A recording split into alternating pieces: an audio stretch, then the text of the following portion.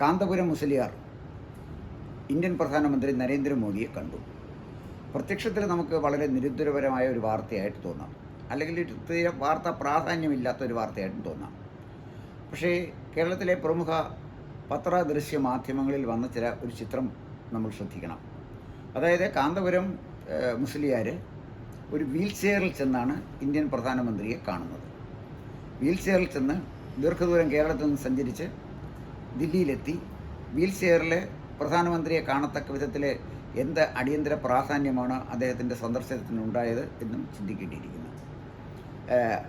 പ്രധാനമന്ത്രിയുമായുള്ള ചർച്ച കഴിഞ്ഞ് പുറത്തിറങ്ങിയ കാന്തപുരം മുസ്ലിയാർ പറഞ്ഞ ഒരു പ്രധാനപ്പെട്ട സ്റ്റേറ്റ്മെൻ്റ് ഉണ്ട്.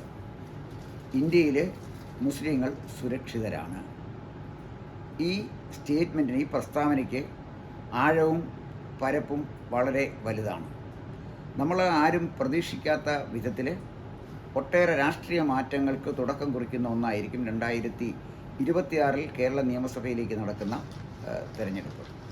പ്രത്യേകിച്ച് കാന്തപുരം മുസ്ലിയാരുടെ ഈ സന്ദർശനത്തിൻ്റെ പശ്ചാത്തലത്തിൽ കേരള രാഷ്ട്രീയത്തെ നമ്മളൊന്ന് വിലയിരുത്തേണ്ടതുണ്ട്.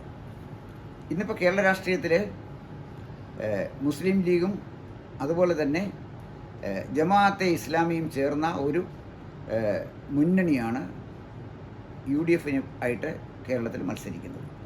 കാന്തപുരം മുസ്ലിയാർ വളരെ സംശയത്തിന് ഇടയില്ലാത്ത വിധത്തിൽ നടത്തിയ ഒരു സ്റ്റേറ്റ്മെൻറ്റിൽ അദ്ദേഹം പറയുന്നത് ജമാഅത്തെ ഇസ്ലാമിയുമായി ഒരു തരത്തിലും യോജിക്കാൻ പറ്റില്ല. കാരണം ജമാഅത്തെ ഇസ്ലാമി മതരാഷ്ട്രത്തിന് വേണ്ടി നിൽക്കുന്നവരാണ്. കാന്തപുരം പറയുന്നത് ഇന്ത്യയിലെ മുസ്ലിങ്ങൾ മതരാഷ്ട്രത്തിന് നിലകൊള്ളുന്നവരല്ല, മറിച്ച് ഒരു മതേതര രാഷ്ട്രമായ ഇന്ത്യയിൽ മുസ്ലിങ്ങളുടെ സ്വാതന്ത്ര്യവും അതുപോലെ തന്നെ അവകാശങ്ങളും സംരക്ഷിക്കാൻ കഴിയുന്ന ഒരു ജനാധിപത്യ ഭരണകൂടവുമായി യോജിച്ച് പ്രവർത്തിക്കാനാണ് അവർക്ക് താല്പര്യം. മുസ്ലിം ലീഗും ചെയ്തത് അതുതന്നെയാണ്. പക്ഷേ ഇന്ന് ഇപ്പോൾ UDF ജമാഅത്തെ ഇസ്ലാമിയെ കൂട്ടുപിടിച്ചതോടുകൂടി കേരളത്തിലെ കമ്മ്യൂണൽ ഇക്വേഷൻ അടിസ്ഥാനപരമായ ചില മാറ്റങ്ങൾക്ക് വിധേയമായി എന്നുള്ളതാണ് യാഥാർത്ഥ്യം. കാന്തപുരം മുസ്ലിയാർ വളരെ വ്യക്തമായി പറഞ്ഞിരിക്കുന്നു, ജമാഅത്തെ ഇസ്ലാമിയുമായി കൂട്ടുകൂടാൻ തയ്യാറല്ല എന്ന് പറഞ്ഞാൽ ജമാഅത്തെ ഇസ്ലാമിയുമായി കൂട്ടുകൂടുന്ന UDFുമായി സഹകരിക്കാൻ കാന്തപുരം തയ്യാറല്ല എന്നാണ് അദ്ദേഹം പറഞ്ഞിരിക്കുന്നത്. ഇനി LDFിൻ്റെ ഒരു സ്ഥിതി എടുത്താൽ കാന്തപുരത്തിനെ പോലെ കൃത്യമായ ചില താല്പര്യങ്ങളുള്ള ആളുകൾ, പ്രത്യേകിച്ച് നോളജ് സിറ്റിയെ പോലെ വലിയ ഒരു സ്ഥാപനത്തിൻ്റെ പണി നടന്നുകൊണ്ടിരിക്കുന്ന, അല്ലെങ്കിൽ അതിൻ്റെ പ്രോജക്റ്റുകൾ വളരെ ഭംഗിയായിട്ട് നടന്നുകൊണ്ടിരിക്കുന്ന ഒരു കാലഘട്ടത്തിൽ ഇടതുപക്ഷത്തോടൊപ്പം നിൽക്കുന്നതുകൊണ്ട് കാന്തപുരത്തിന് കാര്യമായ ഒരു പ്രയോജനം ഉണ്ടാകാൻ പോകുന്നില്ല. മറിച്ച് ഇന്ത്യ ഭരിക്കുന്ന നരേന്ദ്രമോദിയുമായിട്ടും BJPയുമായി ഒരു രാഷ്ട്രീയ സഖ്യമുണ്ടാക്കുന്നതാണ് എന്തുകൊണ്ടും തനിക്ക് ഗുണകരം എന്ന് കാന്തപുരം മുസ്ലിയാർ മനസ്സിലാക്കിയിട്ടുണ്ടെങ്കിൽ അത് അദ്ദേഹത്തിൻ്റെ തന്ത്രപരമായ രാഷ്ട്രീയ നീക്കത്തിൻ്റെ ഭാഗമായിട്ട് നമ്മൾ കാണണം. ഇപ്പോൾ 2024 നടക്കുന്ന തെരഞ്ഞെടുപ്പിന് ഇനിയും കുറച്ചുകൂടി സമയം നമ്മുടെ മുന്നിലുണ്ട്. ഏതാണ്ട് ഒരു മാസത്തെ സമയമുണ്ട്. ഈ ഒരു മാസത്തെ സമയത്തിനകം നമ്മൾ പ്രതീക്ഷിക്കാത്ത ഒട്ടേറെ രാഷ്ട്രീയ മാറ്റങ്ങൾക്ക് വേദിയാകും കേരളം എന്ന കാര്യത്തിൽ തർക്കമൊന്നുമില്ല. അപ്പോൾ കാന്തപുരം മുസ്ലിയാർ ഭാരതീയ ജനതാ പാർട്ടി നേതൃത്വം നൽകുന്ന NDAക്ക് പിന്തുണ നൽകാൻ തയ്യാറായാൽ നമ്മൾ വിചാരിക്കാത്ത ചില മാറ്റങ്ങൾ ഈ തെരഞ്ഞെടുപ്പിൽ ഉണ്ടാകും. ഇന്നിപ്പോഴേ NDAയിൽ BJPയുടെ സ്ഥാനാർത്ഥിയായിട്ട് മത്സരിക്കാൻ തയ്യാറെടുക്കുന്ന പ്രമുഖരായ ചില മുസ്ലിം നേതാക്കന്മാരുണ്ട്. അവരിലെ ഏറ്റവും പ്രമുഖൻ ഡോക്ടർ അബ്ദുൽ സലാമാണ്. അദ്ദേഹം കാലിക്കറ്റ് യൂണിവേഴ്സിറ്റിയിലെ മുൻ വൈസ് ചാൻസലറായിരുന്നു. അദ്ദേഹം ഒരു പണ്ഡിതനാണ്, ഒരു അക്കാഡമിഷ്യനാണ്. അദ്ദേഹത്തിന് വലിയ ഒരു അംഗീകാരം കേരള സമൂഹത്തിലുണ്ട്. അദ്ദേഹത്തെ പോലൊരു അക്കാഡമിഷ്യൻ NDAയിൽ ചേരുകയും അല്ലെങ്കിൽ BJPയിൽ ചേരുകയും BJPയുടെ സ്ഥാനാർത്ഥിയായിട്ട് മത്സരിക്കുകയും ചെയ്താൽ അത് നൽകുന്ന സന്ദേശം വളരെ വലുതാണ്. നമ്മൾ പ്രതീക്ഷിക്കുന്നതിനേക്കാൾ വലിയ സംഘർഷത്തിലാണ് സത്യത്തിന് മുസ്ലിം ലീഗ്. മുസ്ലിം ലീഗിൽ ഇന്ന് വളരെ വ്യക്തമായ രണ്ട് ധാരകളുണ്ട്. ഒന്ന് മിതവാദത്തിൻ്റെ ഒരു സലഫിസം, തീവ്രവാദത്തിൻ്റെ സലഫിസ ധാര.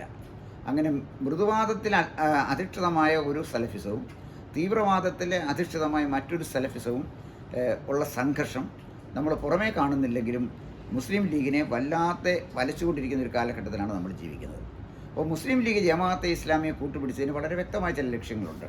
കാരണം ഒരു മുസ്ലിം വോട്ട് പോലും നഷ്ടപ്പെടാതെ പൂർണ്ണമായി സമാഹരിക്കാനും മലബാറിലെ മുസ്ലിം ലീഗിൻ്റെ തേരോട്ടത്തിന് സഹായകമായി മാറാൻ കഴിയുന്ന വിധത്തിൽ കേരള രാഷ്ട്രീയത്തിൽ ശക്തി ആർജിക്കുക എന്നുള്ളതാണ് ലീഗിൻ്റെ ലക്ഷ്യം. അതിന് തീർച്ചയായിട്ടും അവർക്ക് ജമാഅത്തെ ഇസ്ലാമിയെ കൂട്ടുപിടിച്ചേ മതിയാവൂ എന്ന് തോന്നിയിരിക്കാം. വളരെ ആകസ്മികമായിട്ടാണ് കാന്തപുരം മുസ്ലിയാർ അദ്ദേഹത്തിൻ്റെ രാഷ്ട്രീയ നിലപാട് വിശദീകരിക്കാനായിട്ട് മുന്നോട്ട് വന്നത്. ജഫരി മുത്തുക്കോയ തങ്ങളും ജമാഅത്തെ ഇസ്ലാമിയെ അംഗീകരിക്കുന്നില്ല എന്ന് പറഞ്ഞാൽ കാന്തപുരം മുസ്ലിയാരെ പോലെ ഒരു പണ്ഡിതൻ അല്ലെങ്കിൽ ജഫരി മുത്തുക്കോയ തങ്ങളെപ്പോലെ ഒരു ഇസ്ലാമിക പണ്ഡിതൻ അംഗീകരിക്കാത്തത് മാത്രമല്ല, മതരാഷ്ട്രത്തിന് വേണ്ടി നിലകൊള്ളുന്നു എന്ന് പഴിക്കുന്ന ജമാഅത്തെ ഇസ്ലാമിയുമായിട്ടാണ് UDF കൂട്ടുകൂടിയിരിക്കുന്നത് എന്ന് പറഞ്ഞാൽ, സഖ്യം കൂടിയിരിക്കുന്നത് എന്ന് പറഞ്ഞാൽ അത് കേരള സമൂഹത്തിന് നൽകുന്ന സന്ദേശം എന്താണ് എന്ന് കേരളീയരെ വീണ്ടും ഒരാവർത്തി കൂടി ചിന്തിക്കും എന്ന കാര്യത്തിൽ സംശയമൊന്നുമില്ല. അപ്പോൾ മുസ്ലിം ലീഗിനെ പിന്തുണയ്ക്കുന്നതോടുകൂടി ജമാഅത്തെ ഇസ്ലാമിക്ക് ഒരു ന്യായീകരണം നൽകി അവരെ വൈറ്റ് വാഷ് ചെയ്ത് കൂടെ നിർത്തുന്നതോടുകൂടി കോൺഗ്രസിന് സംഭവിക്കാൻ പോകുന്നത് ഭൂരിപക്ഷ സമുദായത്തിലെ വലിയ ഒരു വോട്ടിൻ്റെ നഷ്ടമായിരിക്കും എന്നതും തർക്കമില്ലാത്ത കാര്യമാണ്. അങ്ങനെ കാന്തപുരം മുസ്ലിയാർ BJPയെ പരോക്ഷമായിട്ടോ പ്രത്യക്ഷമായിട്ടോ സപ്പോർട്ട് ചെയ്യാൻ പിന്താങ്ങാൻ തയ്യാറായാൽ മലബാർ രാഷ്ട്രീയം വീണ്ടും മാറിമറിയും എന്ന കാര്യത്തിൽ തർക്കമൊന്നുമില്ല. വളരെ നേരത്തെ തന്നെ AP അബ്ദുള്ള കുട്ടി ഭാരതീയ ജനതാ പാർട്ടിയിൽ ചേർന്നു. ഇപ്പോൾ ഡോക്ടർ അബ്ദുൽ സലാം ചേർന്നു എന്ന് മാത്രമല്ല, അദ്ദേഹം സ്ഥാനാർത്ഥിയായിട്ട് മത്സരിക്കുകയും ചെയ്തു. അതോടൊപ്പം തന്നെ ഞാൻ മനസ്സിലാക്കുന്നത് പ്രമുഖരായ ചില മുസ്ലിം നേതാക്കന്മാരും BJPയുമായി സഹകരിക്കാനായിട്ട് മുന്നോട്ട് വന്നിരിക്കുകയാണ്. അപ്പോൾ അവർ പ്രാധാന്യം കൊടുക്കുന്നത് BJPയുടെ വികസന രാഷ്ട്രീയത്തിനാണ്. ഈ തെരഞ്ഞെടുപ്പിൽ നമ്മൾ കാണേണ്ട മറ്റൊരു കൗതുകകരമായ ഒരു കാര്യം,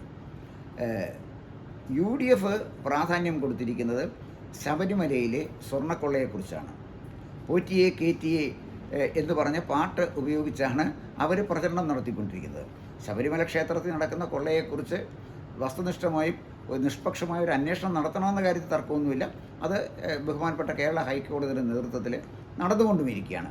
പക്ഷേ അതിനപ്പുറത്തേക്ക് പോയി കാര്യമായി ഇടതുപക്ഷത്തെ പ്രതിക്കൂട്ടി നിർത്താൻ സത്യത്തിന് UDFന് കഴിഞ്ഞിട്ടില്ല എന്നുള്ളതാണ് വാസ്തവം.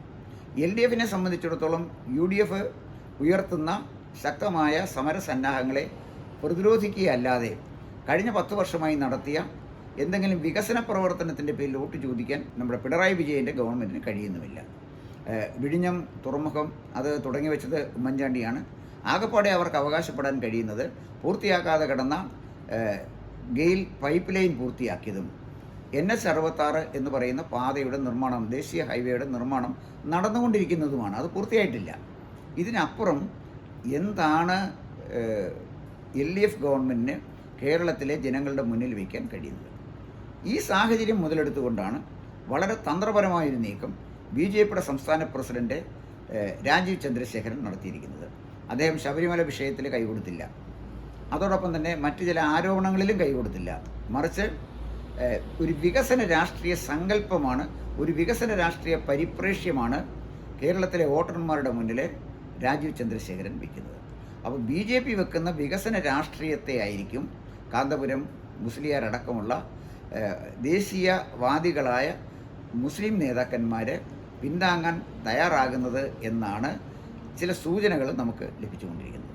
അങ്ങനെ വന്നാൽ മുസ്ലിം ലീഗ് പ്രതീക്ഷിക്കുന്നത് പോലെ മലബാറിലെ മുസ്ലിം വോട്ട് ഒന്നടങ്കം UDFൻ്റെ സ്ഥാനാർത്ഥികൾക്ക് കിട്ടും എന്നുള്ള സങ്കല്പം വ്യർത്ഥമാകുകയാണ് എന്ന് മാത്രമല്ല, മറിച്ച് മധ്യ തിരുവിതാംകൂറിലെ ഹിന്ദു വോട്ടിൽ വളരെ ഗണ്യമായൊരു വിഭാഗം UDFന് നഷ്ടമാവുകയും ചെയ്യും.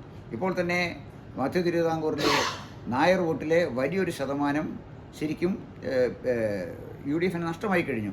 അതെല്ലാം BJPയിലേക്ക് പോയി കഴിഞ്ഞു. ന്യൂനപക്ഷ വോട്ടുകളാണ് ഇന്നവരെ ലക്ഷ്യമാക്കിയിരിക്കുന്നത്. ന്യൂനപക്ഷ വോട്ടുകളിൽ മധ്യ തിരുവിതാംകൂറിലെ വോട്ടിൽ ഏറ്റവും കൂടുതൽ നിർണായകമായ സ്വാധീനം ചെലുത്തുന്നത് ക്രൈസ്തവ വോട്ടുകളാണ്. അപ്പോൾ ക്രൈസ്തവ മതമേലധ്യക്ഷന്മാർ കണ്ണുമടച്ച് UDFനെ പിന്താങ്ങുന്നുണ്ട് എന്നുള്ളത് യാഥാർത്ഥ്യമാണ്.